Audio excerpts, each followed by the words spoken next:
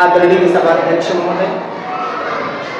महाविद्यालय के आदरणीय प्रबंधक महोदय, परम पूजनीय आदरणीय प्राचार्य महोदय, परम पूजनीय आदरणीय समस्त विभाग अध्यक्ष महोदय, मेरे समस्त पूजनीय गुरुजनवृंद एवं यहाँ पर उपस्थित सभी हमारे भाइयों एवं बहनों, आज इस पावन पल पर मुझे अपनी बात रखने का अवसर मिला, जिसके लिए हम सबसे पहले महाविद्यालय के प्राचार्य एवं अपने विभाग अध्यक्ष के बहुत बहुत आभारी हैं और बहुत बहुत धन्यवाद ज्ञापित करते हैं। प्रिय साथियों, मेरे प्यारे भाइयों एवं बहनों, आज आप सभी को टॉपिक तो लगभग सबको पता है। हम सभी इसके बारे में विगत कई वर्षों से चर्चा भी कर चुके हैं और आज हम उस लायक हैं भी नहीं कि आपको कुछ चीज़ें बताएं, लेकिन एक नागरिक होने के नाते हम याद दिला देना अपनी जिम्मेदारी समझते हैं। प्यारे भाइयों एवं बहनों, हम सभी जानते हैं इस पृथ्वी पर जीवों का अस्तित्व कब से आया है। पृथ्वी पर मानव कब से निवास कर रहे हैं। केवल मानव ही नहीं बल्कि दूसरे जीव जंतु भी पृथ्वी पर निवास कर रहे हैं। प्यारे भाइयों एवं बहनों, हम सभी जानते हैं कि जितने भी जीव जंतु पृथ्वी पर निवास कर रहे हैं, सब अपने जीवन यापन करने के लिए, अपने जीवन को सुचारू रूप से चलाने के लिए हम सभी ऑक्सीजन को लेते हैं और उसके बदले में वायुमंडल में कार्बन डाइऑक्साइड निकाल देते हैं। प्यारे साथियों, सोचिए एक बात,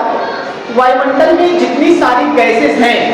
उन सारी गैसों में केवल 21% ऑक्सीजन है जो हमारे लिए और हमारे ही समाज के अन्य लोगों के लिए, बल्कि ऐसा कहें कि पूरी दुनिया के जीव जंतु के लिए केवल 21% ऑक्सीजन है। प्यारे साथियों, एक बार आप कल्पना करें कि अगर पूरी दुनिया के सारे जीव जंतु एक बार में एक साथ सांस ले लें, यानी कि वायुमंडल से ऑक्सीजन ले लें, उसके बदले में कार्बन डाइऑक्साइड निकाल दें, तो कार्बन डाइऑक्साइड जो वायुमंडल में जाएगी, तो मेरे ख्याल से जितनी ऑक्सीजन थी सब की सब एक बार में खत्म हो जाएगी। अगर कुछ बच भी गई, हमारे द्वारा निकाली हुई कार्बन डाइऑक्साइड से दूषित हो जाएगी, फिर हम सांस लेने के लायक नहीं बचेंगे। प्यारे साथियों, अब ये बहुत बड़ी चिंता का विषय है। प्यारे साथियों, ये बहुत बड़ी सोचनीय विषय है। दुनिया इतने दिन पहले से बनी, इतने दिन से दुनिया चल रही है, फिर भी आज तक हमारे लिए ऑक्सीजन की कमी नहीं हुई। तो प्यारे साथियों, आप सभी पढ़े होंगे, हमने भी पढ़ाया है, ये हमारे सामने बैठे सभी गुरुजन वृंद ने हमको पढ़ाया है, ये सामने बैठे हमारे सभी गुरुजन वृंद ने पढ़ाया है कि हम जो कार्बन डाइऑक्साइड निकालते हैं, कार्बन डाइऑक्साइड निकालने के बाद वायुमंडल में जाता है, तो वायुमंडल में पेड़ पौधे कार्बन डाइऑक्साइड को एब्जॉर्ब कर लेते हैं और उसके बदले में हमको ऑक्सीजन देते हैं। तो प्यारे भाइयों एवं बहनों, मैं आपको याद दिलाना चाहता हूँ कि पूरी दुनिया की अगर निजाम बना हुआ है, पूरी दुनिया का अगर अस्तित्व बना हुआ है, पूरी दुनिया की अगर अस्थायित्व बना हुआ है, पूरी दुनिया अगर आज इस कंडीशन पे खड़ी है, तो उसके रीजन में पेड़ पौधों को भुलाया नहीं जा सकता। अगर पेड़ पौधे ना होते तो शायद आज हमारी बारी ना आती, हमारे पूर्वज ही सारा ऑक्सीजन लेकर के खत्म कर चुके होते। अगर ये पेड़ पौधे ना होते तो आज हमें जीवित रहने के लिए इस ऑक्सीजन रूपी वायु रूपी इस वायु रूपी अमृत हम तक न पहुंच पाती, हमारे 4 पुष्प पहले के पूर्वज ही लेकर के खत्म कर चुके होते। इसलिए प्यारे भाइयों एवं बहनों,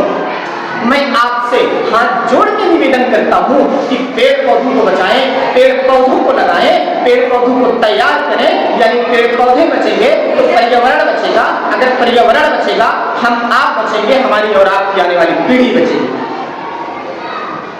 प्यारे भाइयों एवं बहनों, बात केवल कार्बन डाइऑक्साइड की ही नहीं, हम अपने क्रियाकलापों से, हम अपने एटीट्यूड से, हम अपने डेली लाइफ के रूटीन से बहुत सारी ऐसी गैसों का भी विसर्जन कर रहे हैं जो हमारे वायुमंडल के लिए खतरा बन करके खड़ा है। प्यारे भाइयों बहनों, हमें बार बार पढ़ाया जाता है ग्रीन हाउस गैस, हमें बार बार पढ़ाया जाता है ग्रीन हाउस प्रभाव। प्यारे भाइयों बहनों, 5 गैसें ऐसी हैं जो ग्रीन हाउस गैसें कही जाती हैं। 5 गैसें हैं। पहला जलवाष्प, दूसरा कार्बन डाइऑक्साइड, तीसरा नाइट्रोजन डाइऑक्साइड, चौथा मीथेन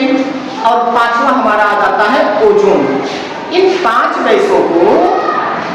ग्रीन हाउस गैसें कही जाती हैं और इन गैसों की विशेषता ये होती है कि ये सूर्य से आने वाली अवरक्त किरणों को अवशोषित कर लेती हैं और अवशोषित करने के बाद पृथ्वी का तापमान बढ़ाते चली जा रही हैं। और प्यारे भाइयों एवं बहनों, आप भी अभी कुछ समय पहले गर्मी से परेशान नहीं होंगे और सबके मुंह से केवल एक जुबान निकल करके सामने आती है, जितना गर्मी इस बार पड़ रही है इतना गर्मी कभी नहीं पड़ी। तो प्यारे एवं भाइयों एवं बहनों, तैयार रहिए, अगले साल फिर यही कहना पड़ेगा। जितनी गर्मी इस बार पड़ी है उतनी गर्मी कभी नहीं पड़ी, क्योंकि हम लगातार ग्रीन हाउस गैसों को आगे उत्सर्जित के पन को बढ़ाते जा रहे हैं, हम लगातार ग्रीन हाउस गैसों के प्रभाव को बढ़ाते जा रहे हैं। तो हमारे अर्थ के ऊपर, हमारी पृथ्वी के ऊपर लगातार तापमान बढ़ता चला जा रहा है, जिसको हम ग्लोबल वार्माइजेशन के नाम से जानते हैं, जिसे हम वैश्विक तापन के नाम से जानते हैं। और वैश्विक तापन के अकॉर्डिंग आज हमारी पृथ्वी के ऊपर लगभग हर साल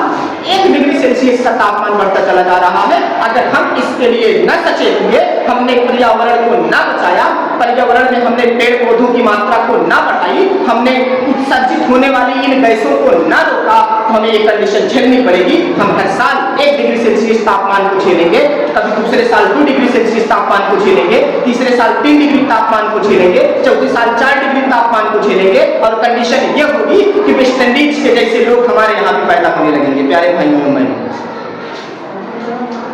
प्यारे साथियों, ये ग्रीन हाउस गैस तक ही हम लिमिटेड नहीं। आज के समय में हम अपने डेली लाइफ से भी अगर सोचें, छोटी छोटी बातों से अगर हम अपनी बात को, छोटी छोटी चीजों से अगर हम अपने आदतों को सुधारें, हम अपने पर्यावरण को बचा सकते हैं, हम अपने एटमॉस्फेयर को बचा सकते हैं। एग्जाम्पल के लिए, हम मार्केट से, घर से मार्केट की तरफ जाते हैं सब्जी लेने के लिए, हमारे अंदर तो पता नहीं कहां से इतना एटीट्यूड आ जाता है कि अगर हम 1 किलोमीटर मार्केट में जा रहे हैं, फिर भी हम ये नहीं सोचते हैं कि हम थोड़ा सा पैदल चल लें और हमारे शरीर की एक्सरसाइज हो जाए, या हम थोड़े से साइकिल से निकल लें या हमारे शरीर की थोड़ी सी एक्सरसाइज आ जाए। प्यारे लोग, भाइयों एवं बहनों, हम सभी ने पढ़ा होगा, पंडित प्रताप नारायण मिश्र जी कहते हैं कि अगर देश के सभी युवा एक साथ सुबह सुबह जिम जाने के बजाय एक साथ खेतों में जाएं, कुदाल लेकर के जाएं, एक साथ कुदाल को उठाएं, एक साथ नीचे गिराएं, फिर एक साथ कुदाल को उठाएं, फिर एक साथ नीचे गिराएं, इसी तरीके से पूरे के पूरे खेत की गुड़ाई भी हो जाएगी, पूरे के पूरे खेत की जुताई भी हो जाएगी, उनके शरीर का एक्सरसाइज भी हो जाएगा। और इस तरह से एक युवा दूसरे युवा के अगर काम आता रहा, एक युवा दूसरे युवा की अगर मदद करते रहे, तो खेत की जुताई होने के साथ साथ, खेत की गुड़ाई होने के साथ साथ हमारे देश में लिमिटेड ऊर्जा के जो स्रोत हैं, यानी कि डीजल, पेट्रोल, मिट्टी का तेल, यानी कि प्राकृतिक गैसों को हम बचा सकते हैं। और इन प्राकृतिक गैसों को बचाने के साथ साथ हम अपने पर्यावरण को बचा सकते हैं। तो जब ये प्राकृतिक गैसें जलती हैं, ये गैसें ईंधन के रूप में काम करती हैं, तो ये अपने बाद कार्बन डाइऑक्साइड को उत्पन्न करती हैं, जिससे कि ग्रीन हाउस गैस का मान बढ़ जाता है। ये अपने साथ कार्बन मोनोऑक्साइड गैस को उत्पन्न करती है, जिससे कि अम्लीय वर्षा होने लगती है। ये अपने साथ लीड को उत्पन्न करती है, जिससे कि आजकल कैंसर के बहुत ज्यादा रोगी बढ़ते चले जा रहे हैं। अगर हम इस पर नियंत्रण कर लें, तो हमको सुबह सुबह उठ करके जिम नहीं जाना पड़ेगा, हमको शाम को सारा काम छोड़ करके जिम नहीं जाना पड़ेगा, बल्कि हम अपने काम को भी कर लेंगे और अपने शरीर की फिटनेस को भी बना लेंगे और अपने पर्यावरण को भी हम बचा सकते हैं। प्यारे भाइयों बहनों, जो अगर हम इस महान विद्वान पंडित आचार्य चंद्र प्रसाद द्विवेदी जी की बातों को अगर पालन कर लें, हमें कोई अनजान नहीं है कि हमको पर्यावरण बचाना जरूरी है, हमें अपने एनवायरनमेंट को क्लीन करना जरूरी है। आप सभी भी जानते हैं, हम भी जानते हैं, लेकिन एक नागरिक होने के नाते मैं याद दिला देना अपनी जिम्मेदारी समझता हूँ। और अपनी जिम्मेदारी के साथ साथ मैं ईश्वर से प्रे करता हूँ कि मैं भी पर्यावरण को बचाऊँ और ईश्वर आपके अंदर भी शक्ति दे कि आप पर्यावरण को बचाएं। इसके लिए बहुत ज़्यादा कुछ नहीं करना है। हम सभी प्यारे भाइयों एवं बहनों, सरकार तो एक के बाद एक प्रयास करती चली जा रही है। सरकार पर्यावरण जागरूकता सप्ताह बना रही है, सरकार पर्यावरण को बचाने के लिए नियम बना रही है, सरकार पर्यावरण के लिए बहुत सारा पैसा खर्च कर रही है। लेकिन भाइयों एवं बहनों, सरकार केवल पैसा खर्च कर सकती है, सरकार केवल नियम बना सकती है, सरकार नियम का पालन करने के लिए हमको प्रेरित कर सकती है। लेकिन अगर एक कुशल नागरिक होने का दायित्व अगर हम नहीं निभाएंगे, एक अच्छे नागरिक होने का दायित्व अगर हम नहीं निभाए, हम अपने आप को देश का एक शक्तिशाली नागरिक नहीं समझे, तो सरकार के नियम का पालन नहीं हो सकता। सरकार के नियम का अगर पालन नहीं होगा तो नुकसान केवल सरकार चलाने वाले को नहीं बल्कि नुकसान देश के हर एक नागरिक का होगा। इसलिए मेरा आप लोगों से विनम्र निवेदन है कि एक देश के कुशल नागरिक होने के नाते अपनी जिम्मेदारी को निभाएं और देश के पर्यावरण को बचाने में अपनी विशेष भूमिका निभाएं। और विशेष भूमिका निभाने के लिए कुछ नहीं करना है, बस 2-4 चीज़ों को अगर हम नज़रअंदाज कर दें, हम ऑटोमेटिक अपने पर्यावरण को बचा सकते हैं। यानी कि प्यारे भाइयों एवं बहनों, आज हम लोगों का ट्रेंड है, हम सब कुछ तो भूल सकते हैं लेकिन अपना बर्थडे नहीं भूल सकते। हम सब कुछ तो भूल सकते हैं लेकिन अपने दोस्त की बर्थडे पार्टी नहीं भूल सकते हैं। प्यारे भाइयों एवं बहनों, अगर इस तरह से हम एक नया प्लान कर लें, हम अपने बर्थडे पे ये जो उम्मीद करें हमारे आने वाला फ्रेंड हमको बर्थडे विश करने के साथ साथ हमारे साथ मिल करके एक पेड़ लगाएगा, तो प्यारे भाइयों एवं बहनों, आजकल कोई ऐसी बर्थडे पार्टी नहीं होती जिसमें 4-5 लोगों से कम मिल करके बर्थडे पार्टी सेलिब्रेट करें। अगर वही 4-5 लोग मिल करके अपने बर्थडे की गिफ्ट समझ करके, अपने बर्थडे की निशानी समझ करके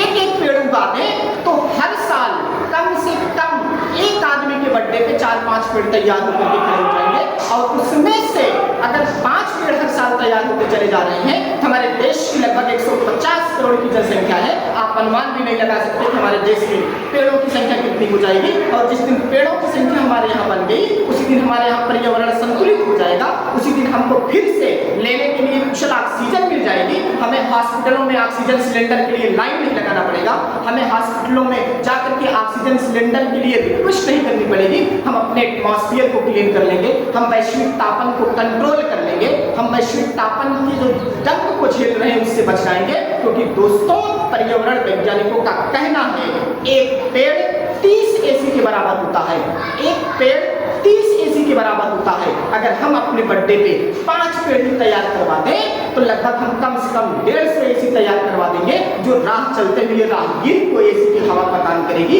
राह चलते हुए राहगीर को कम से कम राहत प्रदान करेगी। और किसी राहगीर को अगर मेरी वजह से थोड़ी सी राहत मिल गई, किसी राहगीर को मेरी वजह से थोड़ी सी अगर चैन मिल गई, तो उसके दिल से आह निकलेगी, उसके दिल से एक दुआ निकलेगी, उसके दिल से दुआ स्वरूप आह निकलेगी। और किसी की दिल से निकली हुई दुआएं कभी भी खाली नहीं जाती, तो हमारा फ्यूचर भी बन सकता है, हमें श्रेय भी मिल सकता है और हम अपने देश को भी रंगों हरियाली के रंगों में सजा भी सकते हैं और हम अपने देश को बहुत आगे बढ़ा सकते हैं। प्यारे भाइयों एवं बहनों,